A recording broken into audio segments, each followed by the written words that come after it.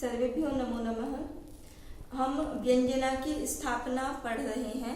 व्यंजना की स्थापना में आचार्य मम्मट ने मीमांसकों का खंडन किया है। मीमांसक जो है वो व्यंजना वृत्ति को स्वीकार नहीं करते, लेकिन मम्मट जो है मीमांसकों के मत में भी व्यंजना की अनिवार्यता है। इस चीज को वो प्रतिपादित करते हैं। तो मम्मट जो है वो मीमांसकों के जो पहला अभिधान्वयवादी है उसके मत में व्यंजना की स्थापना करते हैं। उसके बाद मीमांसकों में ही जो अन्विताभिधानवादी है उसमें व्यंजना की स्थापना करते हैं। तीसरे नंबर पर जो मीमांसकों का एक देशी मत है उस मत में भी व्यंजना की स्थापना करते हैं। उसके बाद मीमांसकों में जो भट्टलोल्लट आते हैं, भरत सूत्र की व्याख्या करने वाले जो भट्टलोल्लट हैं, मीमांसक आते हैं, उनके मत में भी वो व्यंजना की स्थापना करते हैं।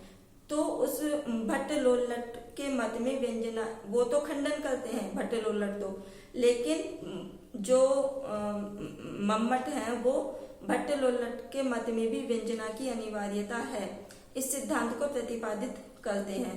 तो उसका कुछ पार्ट तो हो चुका था, उसका आधा भाग बचा था, तो आज आधा भाग हम पढ़ेंगे। भट्टलोल्लट ने भी जो है दो मत स्थापित किए थे। एक तो स्थापित ये कहा था कि सोयम ईशोरीव दीर्घ दीर्घ तरो व्यापार है।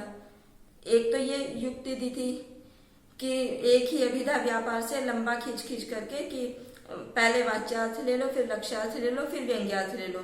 फिर दूसरी युक्ति दी थी यत्परः शब्दः स शब्दार्थ, यानी कि हमें जिस अर्थ की प्रतीति करनी हो उस अर्थ की प्रतीति कराने के लिए हम उस शब्द का प्रयोग करेंगे और अभिधा शक्ति से ही आ जाएगा।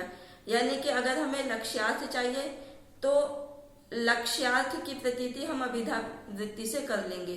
अगर हमें व्यंग्यार्थ चाहिए तो व्यंग्यार्थ की प्रतीति भी हम अभिधा वृत्ति से कर लेंगे। ये भट्टलोल्लट कह रहे थे यत्परः शब्दः स शब्दार्थ है, इस युक्ति का तात्पर्य बता रहे थे। तो उस तात्पर्य जब इन्होंने अपना मत स्थापित किया था तो उस जो भट्टलोल्लट का मत है उसका खंडन किया था मम्मट ने। उन्होंने क्या अर्थ किया था, यत्परः शब्दः स शब्दार्थ है।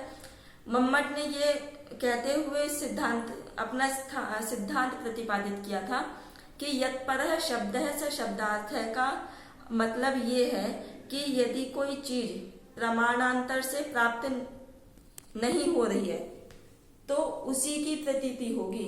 अगर हमें कोई चीज, जैसे अग्निहोत्रम जुहुयात् स्वर्ग काम है, यहाँ पर हमें होम क्रिया की प्रतीति किससे हो रही है, अन्य प्रमाण से हो रही है, प्रकारांतर से हो रही है।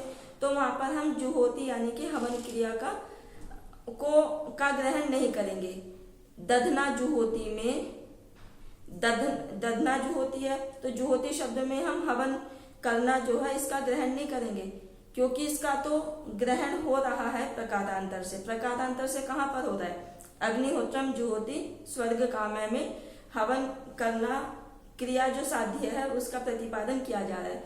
तो जो दधना जुहोती है वहां पर हम दधना शब्द का ही ग्रहण करेंगे। क्यों करेंगे, क्योंकि दधि शब्द से, दधि से हवन करो, तो दधि से करो, वहां कर्णत्व रूप में हम उसका विधान वहां पर ग्रहण करेंगे।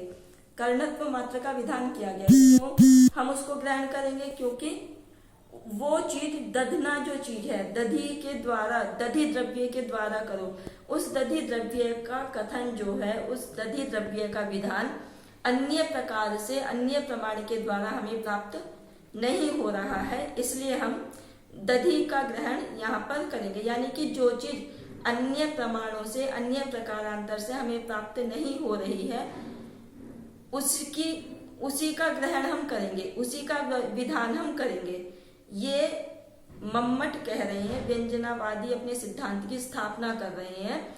यत्परः शब्दः स शब्दार्थः, इस युक्ति को व्याख्यायित करते हुए। तो उसी क्रम में उन्होंने पीछे कहा था कि लोहितोष्णीषा ऋत्विजः प्रचरन्ति, एक ये भी वैदिक सूक्ति उन्होंने कहा था, उक्ति दी थी। तो वहां पर भी लोहित मतलब उष्णीषः ऋत्विजः प्रचरन्ति हमने देखा था प्रकृति याग और विकृति याग में। तो वहां पर भी ऋत्विजः प्रचरन्ति, उष्णीषः ऋत्विजः प्रचरन्ति, इस चीज का हमें प्रकारांतर से ग्रहण हो रहा है। तो वहां पर हम केवल लोहित तत्व रूप का ही ग्रहण हम करेंगे। यत्परः शब्दः स शब्दार्थः, ये प्रकरण चल रहा था। यानी कि व्यंजनावादी अपने मत की स्थापना कर रहे थे। तो व्यंजनावादी जो मत की स्थापना कर रहे थे उसी के आगे आज भी हम थोड़ा सा पहले व्यंजनावादी की स्थापना को ही पढ़ेंगे उसी क्रम में। यत्परः शब्दः स शब्दार्थः, जो हमने कहा था ना कि जो चीज प्रकारांतर से प्राप्त नहीं होती है उसी का विधान किया जाता है। तो वो जो विधान किया जाता है वो अब मम्मट कह रहे हैं कि वो चीज एक भी हो सकती है, दो भी हो सकती है, तीन भी हो सकती है। जैसे दधना जो होती है, दधना जो होती में हमने दधना कह करके केवल एक का ग्रहण किया है।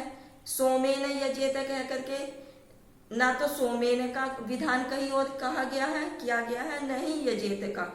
तो यहाँ पर हम सोमेन यजेत में दोनों चीजें प्रकारांतर से प्राप्त नहीं हो रही हैं, इसलिए यहाँ पर हम दोनों का ग्रहण करेंगे। यानी कि जो चीज प्राप्त नहीं हो रही है उसी का हम ग्रहण करेंगे।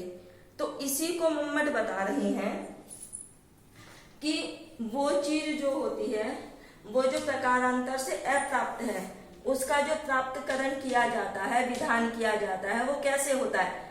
ये कह रहे हैं क्वचित उभय विधि, यानी कि क्वचित यानी कि कहीं पर, उभय विधि, उभय यानी कि दोनों का विधान किया जाता है। दोनों का विधान कैसे, जैसे हमने उदाहरण लिया था सोमेन यजेत। सोमेन यजेत में हमने सोमेन का भी ग्रहण किया है, विधान किया है, और यजेत का भी विधान किया है। ये हो गया क्वचित उभय विधि का विधान। कहीं पर का है क्वचित त्रिविधिरपि, कहीं पर तीन का भी विधान किया जाता है। तीन का विधान कैसे किया जाता है, यथा आगे कहा है कि जैसे रक्तम पटम वय, रक्तम यानी कि लाल रंग के कपड़े को, वय यानी कि बुनो। तो यहाँ पर रक्तम पटम वय जो है, इन तीनों का विधान कहीं अन्यत्र किसी प्रमाण से हमें प्राप्त नहीं होता है, इसीलिए यहाँ पर हम रक्तम पटम वय में तीनों चीजों का विधान यानी कि तीनों चीजों का विधान करेंगे, तीनों का यहाँ पर ग्रहण करेंगे। अब यहाँ पर यही कह रहे हैं कि रक्तम पटम वय इत्यादो, यानी कि इस वाक्य में एक विधि, द्विविधि, त्रिविधि, यानी कि इसी में ही कहीं पर एक विधि भी हो सकती है, दो विधि भी हो सकती है और तीन विधि भी हो सकती है। यानी कि जैसे ये वाक्य है रक्तम पटम वय, तो यहाँ पर हम एक विधि कैसे होगी कि केवल रक्तम का भी विधान कर सकते हैं। अगर हम केवल रक्तम का विधान करेंगे, रक्तम का ग्रहण करेंगे, तो एक विधि का विधान होगा। अगर हम रक्तम पटम दो चीजों का विधान करेंगे तो द्विविधि हो जाएगी। और अगर हम रक्तम पटम वय तीनों का ग्रहण करेंगे, तीनों का विधान अगर किया जाएगा तो वो त्रिविधि हो जाएगी। यानी कि तीन चीज, विधि का मतलब विधान, तीन चीजों का विधान वहां पर हो जाएगा। अब ये कह रहे कि ततश्च यदेव विधेयम तत्रैव तात्पर्यम, अर्थात वहां पर जो यद एव विधेयम, यानी कि जो चीज विधेय होती है, विधेय यानी कि जो चीज अप्राप्त होती है, तत्रैव तात्पर्यम, उसी का तात्पर्य यानी कि उसी का ग्रहण किया जाता है। यानी कि जो विधेय का मतलब ये भी समझो कि जो कथन होता है, एक विधेय का मतलब जो क्रिया वगैरह होती है, जिस चीज का विधान किया जाता है, वही चीज, वही उसका वहां पर तात्पर्य लिया जाता है। इति उपात्तस्यैव शब्दस्यार्थे तात्पर्यम न तो प्रतीत मात्रे, उपात्तस्य, उपात्त का मतलब होता है ग्रहण किया गया। ग्रहण किसका किया गया, या ग्रहण करना, उच्चारित करना या प्रतिपादित करना, यानी कि जो चीज जो जिस अर्थ के लिए हम जिस शब्द का ग्रहण करेंगे वही उसी अर्थ का तात्पर्य का ग्रहण करेंगे, न तो प्रतीत मात्र। इसमें ये कह रहे हैं कि वाक्य होता है, मान लो यहाँ पर कहा है पूर्वो धावति, तो ये जो वाक्य है पूर्वो धावति, उदाहरण के लिए समझा रही हूँ, ये जो उपात्तस्यैव है ना, उपात्तस्यैव शब्दस्यार्थे तात्पर्यम, पहले इतने का अर्थ समझो, यानी कि पूर्वो धावति है जैसे, तो पूर्वो धावति में पूर्व शब्द का ग्रहण किया गया है। पूर्व शब्द कथित है, कहा गया है, या उच्चारित है या पठित है, मतलब हमें दिखाई दे रहा है ना। पूर्वो धावति इस वाक्य में हमें कौन कौन से शब्द दिखाई दे रहे हैं, एक तो पूर्व दिखाई दे रहा है, एक धावति शब्द दिखाई दे रहा है। तो पूर्व शब्द का कथन होने की वजह से या पूर्व शब्द हमें दिखाई देने की वजह से हम इस शब्द का अर्थ ही ग्रहण करेंगे, यानी कि पूर्व से हम पहले का ही पहला अर्थ ही ग्रहण करेंगे, बाद वाला ग्रहण नहीं करेंगे। ऐसे धावती जो शब्द है, धावती शब्द इसमें वाक्य में आया है, तो हम धावती से दौड़ना अर्थ ही लेंगे, हम धावती से यहाँ पर चलना अर्थ नहीं लेंगे। ये किसका अभिप्राय है, उपात्तस्यैव शब्दस्यार्थे तात्पर्यम का यहाँ तक का ये अभिप्राय है, यानी कि पूर्वो धावती जैसे है कि जैसे वाक्य में कहा हुआ जो शब्द है, शब्द के कथन के द्वारा ही जो शब्द कहा गया है उस शब्द से उसी का अर्थ लिया जाएगा, उसी अर्थ का विधान किया जाएगा, किसी दूसरे का विधान नहीं किया जा सकता। पूर्व शब्द का अर्थ हम पहला ही लेंगे, दूसरा नहीं ले सकते। धावती शब्द का अर्थ हम दौड़ना ही लेंगे, चलना या और अन्य क्रिया नहीं लेंगे। ये उपात्तस्यैव शब्दस्यार्थे तात्पर्यम का अर्थ होगा, न तो प्रतीत मात्र, यानी कि केवल प्रतीत मात्र का अर्थ नहीं लेंगे। प्रतीत मात्र का मतलब जो हम ऐसे जो अनुमान लगा लेते हैं ना कि अच्छा ऐसा वाक्य है तो इसका दूसरा अर्थ भी निकल सकता है, तो वो उसके अन्य प्रतीत मात्र में उसका तात्पर्य का ग्रहण हम नहीं कर सकते। अगर हम प्रतीत मात्र का ग्रहण करेंगे तो इसका क्या दुष्परिणाम होगा, तो ये कह रहे हैं कि अगर हम प्रतीत मात्र में भी शब्द के अर्थ का उपात्त मानेंगे, ग्रहण मानेंगे, तो वो ऐसा होगा कि पूर्वो धावति इत्यादि इस वाक्य में अपराध्यर्थे भी क्वचित तात्पर्य स्यात्, फिर तो कि पहले वाला पूर्वो धावति इसकी जगह हम दूसरा दौड़ता है, ये अर्थ भी, ये तात्पर्य भी ग्रहण कर लेंगे। अगर हम इस बात को स्वीकार नहीं करेंगे उपात्तस्यैव शब्दस्यार्थे तात्पर्यम कि वाक्य में कहे हुए शब्द का ही ग्रहण किया जाता है, तो शब्द वाक्य में कहा हुआ जो शब्द है उस शब्द का अर्थ ही तात्पर्य है, प्रतीत मात्र में नहीं है। यानी कि हम प्रतीत यानी कि अन्य जो अर्थ है उसका हम तात्पर्य ग्रहण नहीं करेंगे। पूर्व धावती में हम पहले वाला दौड़ता है इसी को ग्रहण करेंगे, पूर्व धावती से हम दूसरा वाला दौड़ता है इसका ग्रहण हम नहीं करेंगे। ये किसका है, ये जो मम्मट अपनी व्यंजना की स्थापना कर रहे थे, तो व्यंजनावादी सिद्धांत जो हम पहले पढ़ रहे थे ना कि जो प्रकारांतर से प्राप्त नहीं है उसी का विधान किया जाता है, तो उसी क्रम में ये थोड़ा सा अवशिष्ट रह गया था, ये बताया है। अब अगली बात उठाते हैं भट्टलोल्लट। अगली बात क्या उठाते हैं, वो ये कहते हैं, अगला वाक्य ये लेते हैं कि विषम भक्षय इत्यस्मिन् तात्पर्य निर्णय। अब ये विषम भक्षय जो वाक्य है इसमें वो तात्पर्य का निर्णय करते हैं। अब इस तात्पर्य निर्णय में हम भट्टलोल्लट का भी मत लेंगे। भट्टलोल्लट का मत मतलब वो व्यंजना के विरोधी है ना, भट्टलोल्लट व्यंजना के विरोधी भट्टलोल्लट है, तो वो व्यंजना विरोधी हो गए, इसलिए व्यंजना विरोधी पूर्व पक्ष का मतलब है कि ऊपर से भट्टलोल्लट का की चर्चा चल रही है, तो अब भट्टलोल्लट दूसरी बात उठा करके व्यंजना का विरोध करते हैं। फिर हम इसी की स्थापना भी करेंगे, फिर मम्मट जो है व्यंजना की स्थापना भी करेंगे और उनका सिद्धांत पक्ष भी देखेंगे। तो पहले हम देखते हैं विषम भक्षय में जो व्यंजना विरोधी जो भट्ट लोल्लट है उनका पूर्व पक्ष देखेंगे, यानी कि उनका जो मत है वो देखेंगे। भट्ट लोल्लट क्या कहते हैं कि यत्तु विषम भक्षय मां चास्य गृहे भूंता इत्यत्र एक वाक्य है कि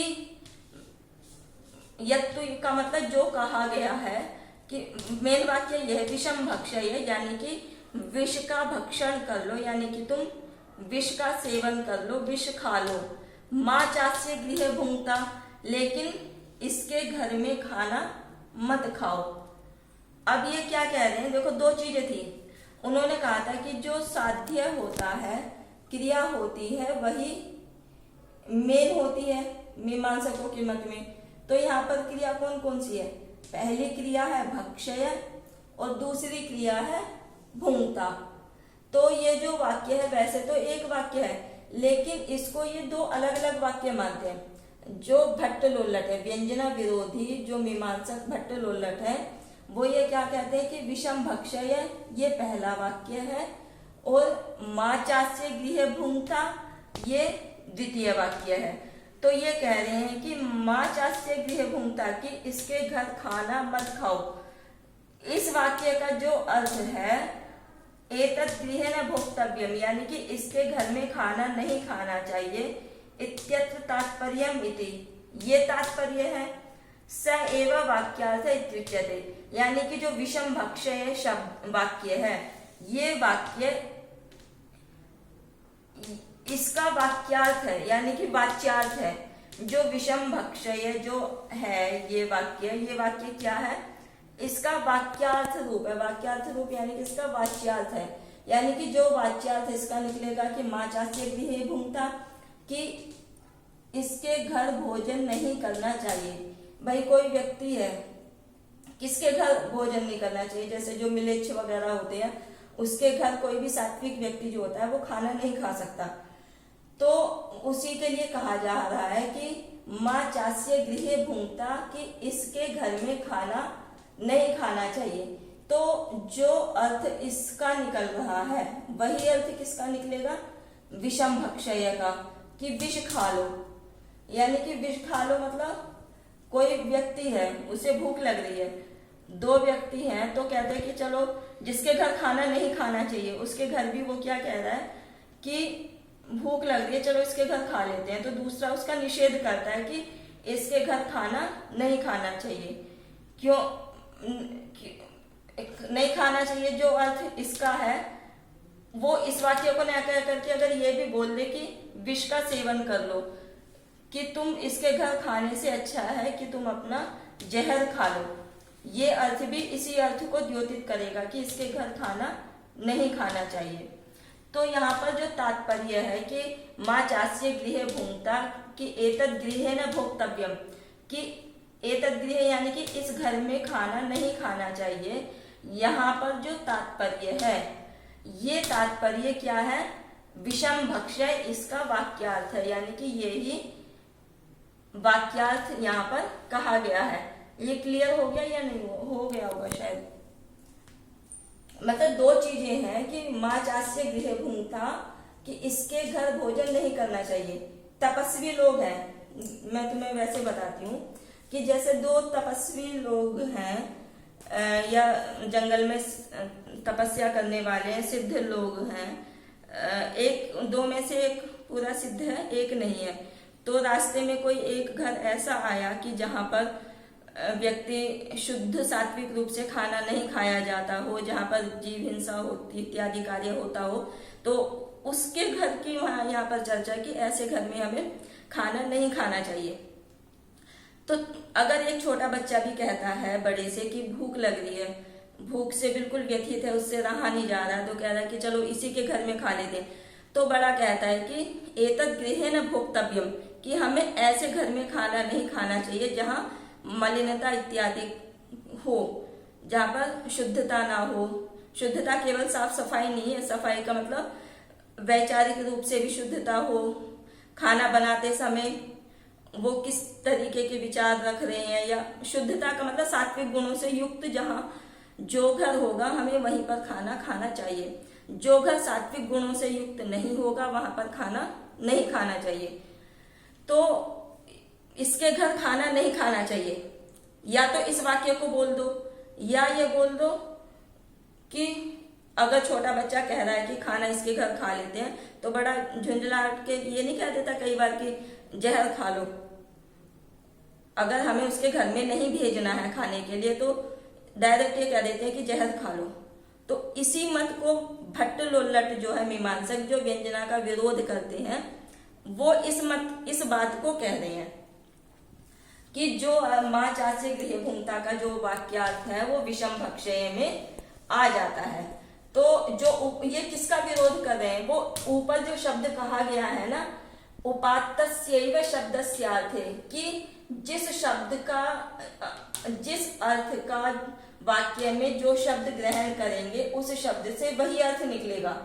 पूर्वोधावती में अगर हमने पूर्व शब्द का ग्रहण किया है तो पूर्व से पहला ही अर्थ निकलेगा, बाद वाला नहीं निकलेगा। तो इस बात का ये जो भट्ट लोल्लट है वो खंडन कर रहे हैं कि तो यहाँ पर तो विषम भक्ष्य है, इसमें तो नहीं कहा कि तुम उसके घर इस घर में खाना नहीं खाना चाहिए, लेकिन अर्थ तो निकल रहा है। तो तुम्हारी जो ये बात है उपात्तस्यैव वाली, उच्चारित किए हुए या पठित किए हुए, यानी कि कथन किया हुआ जो शब्द है उस शब्द से उसी अर्थ का ग्रहण होगा, ये जो बात है ये तुम्हारी खंडित हो गई है। किस वाक्य के द्वारा? विषम भक्षय में तो नहीं कहा गया कि तुम इसके घर मत खाओ, लेकिन उसका वाक्यार्थ तो वही निकल रहा है कि उसके घर मत खाओ। इसका मतलब अगर हम वाक्य में वो शब्द प्रयोग नहीं करते हैं तब भी हम प्रतीति के द्वारा उस अर्थ को ग्रहण कर लेते हैं।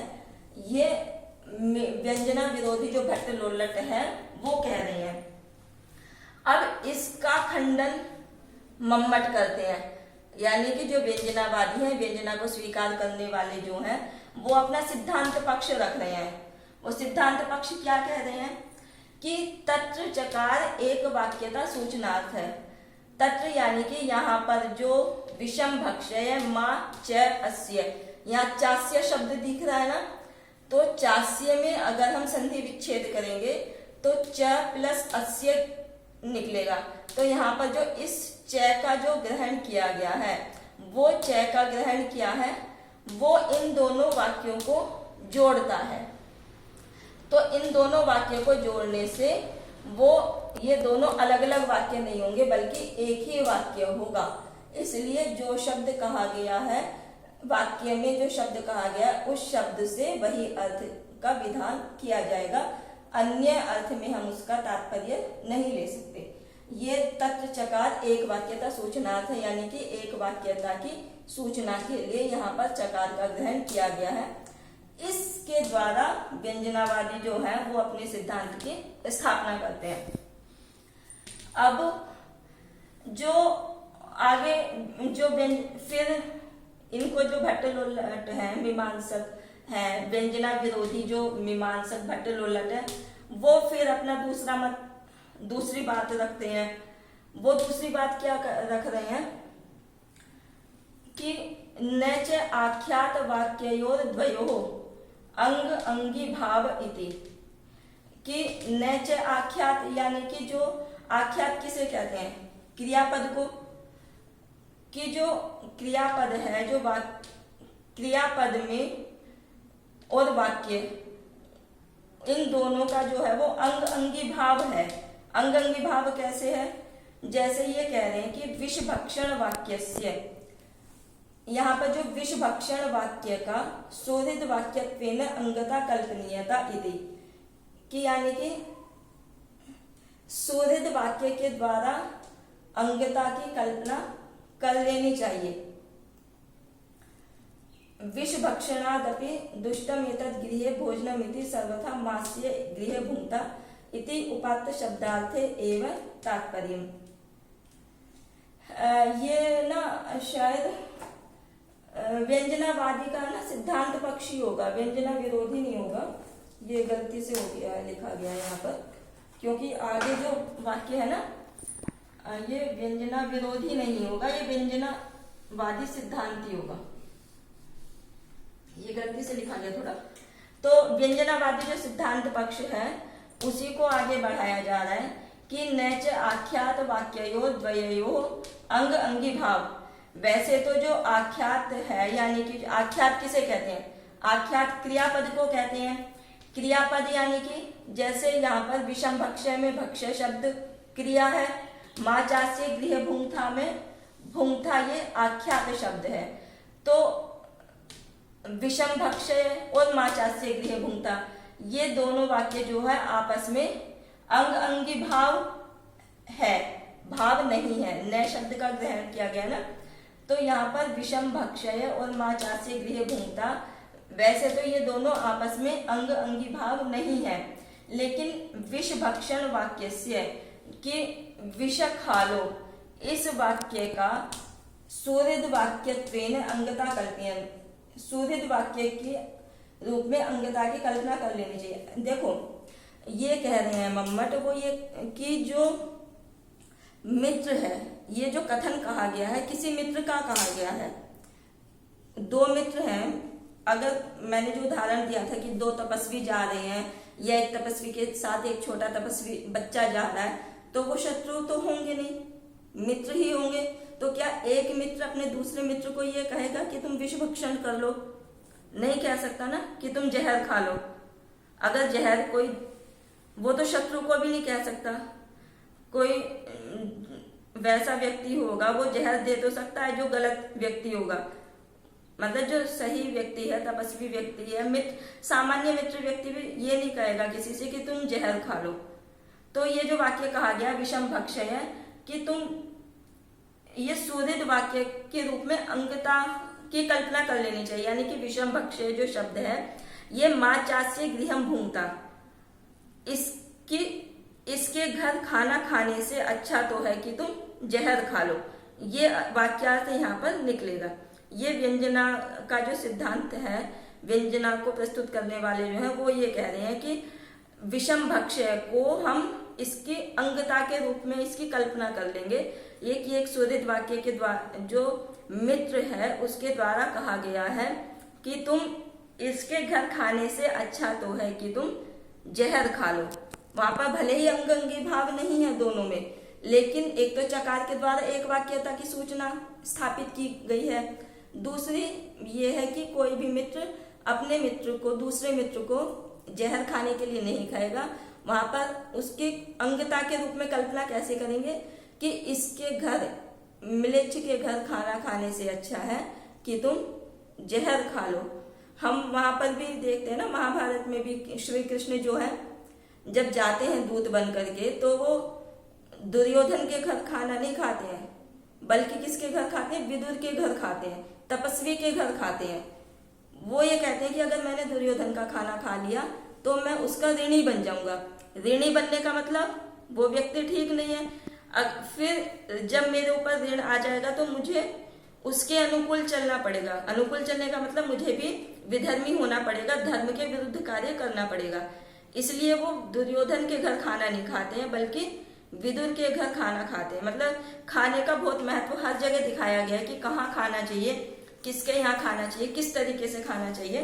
तो उस चीज का प्रभाव हमारे जीवन में बहुत ज्यादा रहता है इस चीज का। तो इसी बात को कह रहे हैं कि सुहृद वाक्य का जो है वो उसकी अंगता के रूप में कल्पना कर लेनी चाहिए। विष भक्षणादपि, कि विष भक्षण की अपेक्षा दुष्टम एतद् गृहे भोजनमिति, कि इसके घर में भोजन करना तो बिल्कुल दुष्ट है, यानी कि अच्छा कार्य नहीं है। सर्वथा मास्य गृह भुंक्ता, कि इसके घर तो कभी भी खाना नहीं खाना चाहिए। इति उपात्त शब्दार्थे एवं तात्पर्य, इस प्रकार उपात्त यानी कि मास्य गृह भुंक्ता, इसके घर खाना मत खाओ, ये वाक्य में कहा गया है ना, तो वाक्य में कहे हुए शब्द का जो अर्थ है वही तात्पर्य यहाँ पर लिया जाएगा। जो नहीं कहा गया है उसका ग्रहण हम नहीं करेंगे।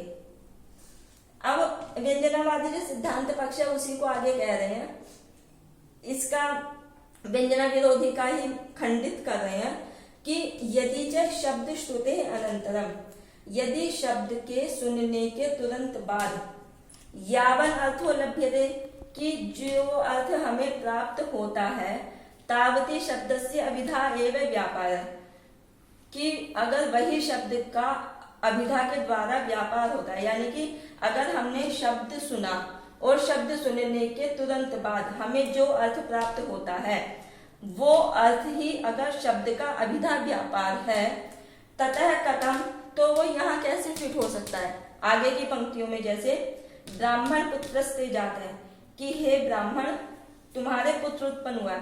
अगर हम किसी को कहें, ब्राह्मण को जाकर के या किसी भी व्यक्ति को जाकर के कहें कि भाई तुम्हारे पुत्र उत्पन्न हुआ है, तो उसको क्या होगा, हर्ष होगा, खुशी होगा, खुशी होगी। तो वो जो खुशी है, वो खुशी फिर तो उस खुशी को भी तुम अभिधा वृत्ति से ही स्वीकार कर लोगे। ऐसे ही ब्राह्मण कन्या थे गर्भिणी, कि हे ब्राह्मण तुम्हारी जो अविवाहित कन्या है वो गर्भिणी है।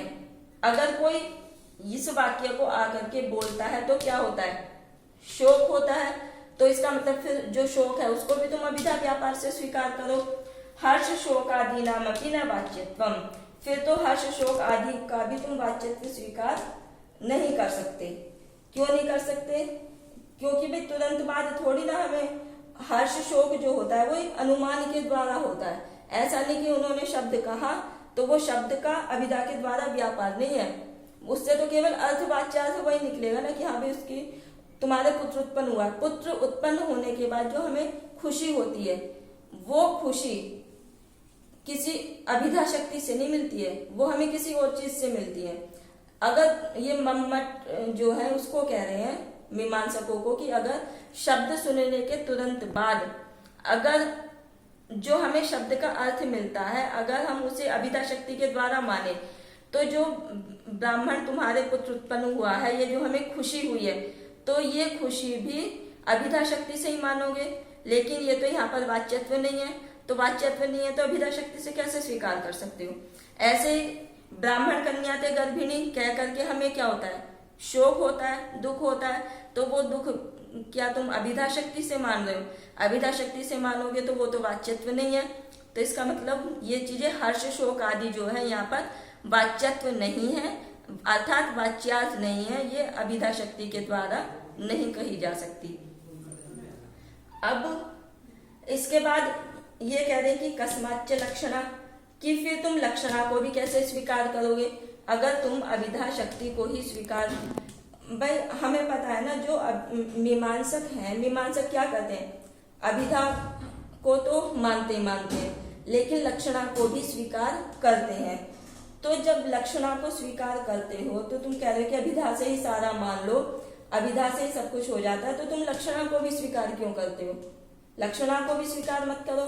लक्षणीय भी अर्थे दीर्घतर अभिधा व्यापारे नैव प्रतीति सिद्धि, कि लक्षणीयार्थ जो है, लक्षणीय अर्थ जो है वो भी दीर्घतर जो तुम्हारा अभिधा व्यापार है उसके द्वारा ही प्रतीति तुम कर लो।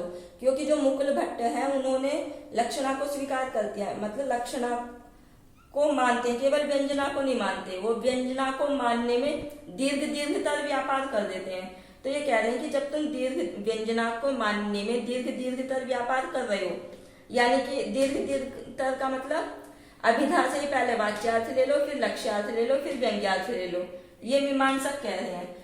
तो ये कह रहे हैं कि अगर तुम ऐसा करते हो तो फिर तुम लक्षणा को स्वीकार क्यों करते हो, लक्षणा को भी मत स्वीकार कर दो। उस लक्ष्यार्थ अर्थ को भी जो तुम्हारा दीर्घतर अभिधा व्यापार है उसी के द्वारा उसकी प्रतीति हो जाएगी, तुम लक्षणा को भी स्वीकार मत करो। फिर तीसरे नंबर पर क्या कहते हैं, किमितिच, जो मीमांसक है, मीमांसकों का एक आता है अर्थ संग्रह आता है, उसमें काफी चीजें ये लिखी गई हैं कि श्रुति लिंग वाक्य प्रकरण स्थान समाख्यानाम पूर्व बलियस्तम, कि अगर तुम सब कुछ अभिधा के द्वारा ही स्वीकार करते हो तो तुम इसका भी विधान क्यों करते हो। इनका मतलब क्या है, पूर्व बलियस्तम का मतलब क्या है, ये 6 चीजें गिनाई गई हैं। मतलब हम जैसे पढ़ेंगे कि विधि मंत्र निषेध अर्थवाद इत्यादि कहे गए हैं। फिर विधि भी 4 प्रकार की, उत्पत्ति विधि, विनियोग विधि इत्यादि। फिर विनियोग विधि में भी शायद ये चीजें आती हैं। तो इसमें ये कह रहे हैं कि जो श्रुति है, ये अर्थ समझो, जो पूर्व पूर्व बलियस्तम है ना, इसका मतलब समझो। पूर्व पूर्व का मतलब जो पहले पहले की चीज है। पहला नंबर श्रुति, दूसरा लिंग, तीसरा वाक्य, चौथा प्रकरण, पांचवा स्थान और छठा समाख्या। तो ये कह रहे हैं कि समाख्या जो है ये सबसे कमजोर होता है। समाख्या से बलवान स्थान होता है, स्थान से बलवान प्रकरण होता है, प्रकरण से बलवान वाक्य होता है, वाक्य से बलवान लिंग होता है और लिंग से बलवान श्रुति। श्रुति का मतलब वेद। वेद को सबसे ज्यादा बलवान माना गया, यानी कि वेद में जो कहा गया है वो सबसे बलशाली चीज है। तो पूर्व पूर्व बलियस्तम मानने की पहले वाली चीज बाद वाले की अपेक्षा अधिक बलवान है, यानी कि श्रुति जो है वो लिंग की अपेक्षा अधिक बलवती है, लिंग जो है वो वाक्य की अपेक्षा अधिक बलवान है, वाक्य जो है वो प्रकरण की अपेक्षा अधिक बलवान है, प्रकरण स्थान की अपेक्षा बलवान है और स्थान जो है वो समाख्या की अपेक्षा अधिक बलवान है। कि अगर तुम अभिधा को से ही सारी प्रतीति मान रहे हो तो तुम इसका भी विधान क्यों कर रहे हो? पूर्व पूर्व बलियस्तम भी तुम्हें नहीं करना चाहिए। इति अन्विता विधान वादेपि विधेरपि सिद्धम व्यंग्यत्वम। इस प्रकार अन्विता विधान वाद में भी विधेरपि, इनकी जो विधि है यानी कि जो विनियोग विधि इत्यादि है उसमें भी सिद्धम व्यंग्यत्वम, यानी कि जो व्यंग्यार्थ है, व्यंजना व्यापार है, वो सिद्ध हो जाता है। यानी ये स्पष्ट हो गया ना। एक तो पहले इन्होंने कहा था कि शब्द श्रुति के अनंतर ये चीज नहीं हो सकती, यानी कि ये अभिधा के द्वारा नहीं हो सकती, इसको तुम वाच्यार्थ नहीं मान सकते, हर्ष शोक आदि को। दूसरी बात कि अगर तुम अभिधा से ही व्यंजना को स्वीकार करते हो तो तुम फिर लक्षणा को स्वीकार क्यों कर रहे हो? लक्षणा को भी जो तुम्हारा दीर्घ तद अभिधा व्यापार है उसी के द्वारा प्रतीति कर लो। तीसरी बात ये कह रहे हैं कि अगर तुम अभिधा से ही मानते हो तो तुम ये इस चीज का विधान क्यों किया है? पूर्व पूर्व बलियस्तम का तुमने ये प्रकरण क्यों कहा है? अगर नहीं होता तो इसी से अभिधा से ही सभी का व्याख्यान कर देते। इसमें पहले वाला बलवान और दूसरे वाला कम बलवान, ये तो तुम्हें करने की जरूरत ही नहीं पड़ती अगर तुम केवल अभिधा को स्वीकार करते। तो अब आगे ये कह रहे हैं जो व्यंजनावादी की इस प्रकार जो अन्विता विधानवाद है उसमें विधि में भी उन्होंने व्यंग्यत्व की सिद्धि कर दी, यानी कि व्यंजना व्यापार को सिद्ध कर दिया है। यहाँ पर सारा मीमांसकों का ने जितनी भी आपत्तियां अपना पूर्व पक्ष स्थापित किया था उन सब का मम्मट ने खंडन करके अपने व्यंजना सिद्धांत को स्थापित कर दिया है। धन्यवाद।